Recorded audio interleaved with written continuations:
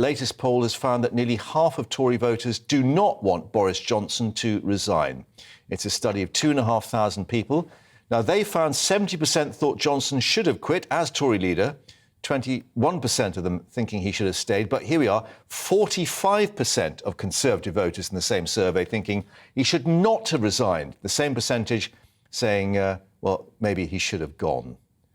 Bit confusing maybe, but Luke Tryl, who's the UK director of More in Common, the organisation which commissioned the survey, will tell us more. Luke, I think perhaps it shows why the Tory party itself is in such distractions about this. Yeah, absolutely. And since the resignation of Boris Johnson, we've been doing focus groups and polling right across the country. Firstly, obviously, to find out what people think about the candidates to replace him and how they performed in the debates, but also asking them what they think about Boris's legacy. And what you talked about there from the polling shows that it's actually quite split. So, lots of the public as a whole thought that Boris was right to resign, over 70%. But when you look at Tory voters, they're split almost 50-50 between those saying he should resign and those saying he shouldn't have resigned.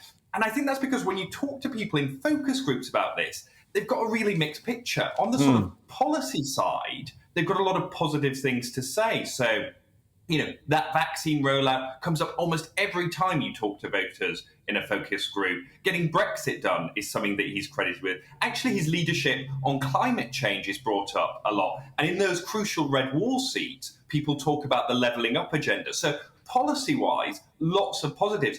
But where he sort of let himself down, and this is the phrase that people will use in focus groups, is some of that sort of, I guess you might call it sort of personal conduct stuff. So particularly Partygate, lots of people found it quite hard to move past that because it shattered that bond of trust that they built up in 2019. And I think that explains the split that you're seeing. So did lots of popular things, perhaps didn't do them or didn't carry them out in the way in which lots of people would have liked to see. So personality rather than policy. But can I ask you, did the polling take place after the debates had started with the other candidates sharing their wares for the party faithful?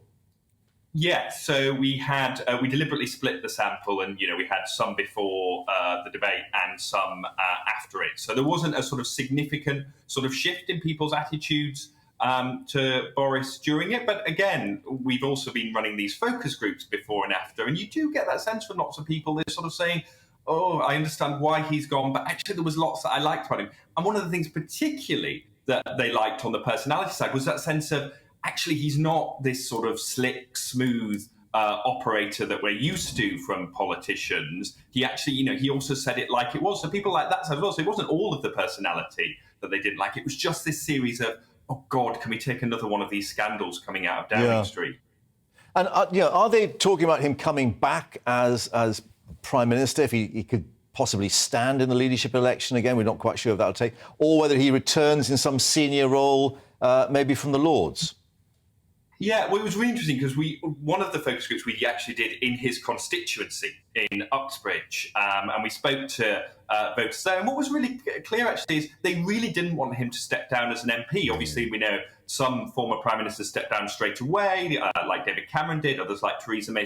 They really wanted him to stay on and to see what he'd be like as a constituency MP and to see what sort of role he's had in future. I mean, I think most people's view, again, for these focus groups, whether they liked him or loathed him, is certainly that we haven't seen the end of Boris Johnson yet. And people are, the thing with Boris is he's a great story to follow. Again, like him or loathe him, people are excited to see what's next. And great for pollsters as well. Luke, for the moment, thanks very much.